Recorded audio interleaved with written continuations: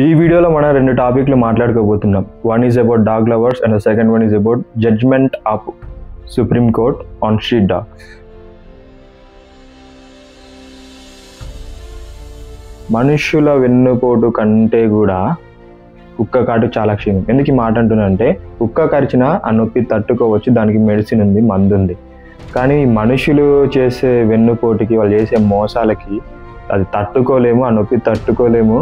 దానికి ఇంతవరకు ఏ మందు లేదు, ఏ సైంటిస్ట్ కూడా ఇంతవరకు కనిపెట్టలేడు కూడా. ఒకవేళ ఏ సైంటిస్ట్ అయినా భవిష్యత్తులో గలం పెడితే వాళ్ళకి full time settlement, life time settlement అనమాట. ఈ మధ్య కాలంలో సోషల్ మీడియాలో వైరల్ అయినటువంటి వన్ ఆఫ్ ద ఇన్సిడెంట్ ఏంటంటే, చాలా మంది డాగ్ లవర్స్ రోడ్డు మీదకి వచ్చేసి ర్యాలీస్ చేస్తూ, ధర్నాలు చేస్తూ, మూగ జీవుల్ని, అమాయక జంతువుల్ని చంపకూడదు, వాటికి షెల్టర్ ప్రొవైడ్ చేయాలి, అది చేయాలనేసి మాట్లాడారు. ఇది చాలా వరకు కరెక్టే అనుకుందాం. మరి దీనికి సొల్యూషన్ ఏంటి? కొందరేమో దీన్ని అపోజ్ చేస్తున్నారు, కొందరేమో దీన్ని సపోజ్ చేస్తున్నారు, కొందరేమో న్యూట్రల్గా ఉన్నారు. మరి ఏది కరెక్ట్ అండి? మన cine industry director Ram Gopal Varma గారు కూడా ఇలా ర్యాలీలు చేసిన వాళ్ళపైన రెస్పాండ్ అయ్యారు, ఒక స్టేట్మెంట్ ఇచ్చారు. మీకు నిజంగా అంత ప్రేమ ఉంటే, మీకు నిజంగా అంత ఇది ఉంటే, మరి డాగ్స్ని షెల్టర్ ప్రొవైడ్ చేయడానికి మీరు గవర్నమెంట్కి ట్యాక్స్ కట్టండి. అండ్ వాటితో పాటు కూడా ఒక 10 క్వశ్చన్స్ అయితే ట్విట్టర్లో రిలీజ్ చేశారు డాగ్ లవర్స్కి మన వర్మ గారు.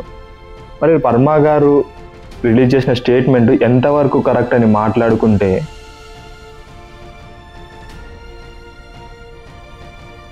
యాజ్ ఎ క్రిస్టియన్గా what Bible says about animal lovers, నీతిమంతుడు తన పశువుల ప్రాణను దయతో చూచును.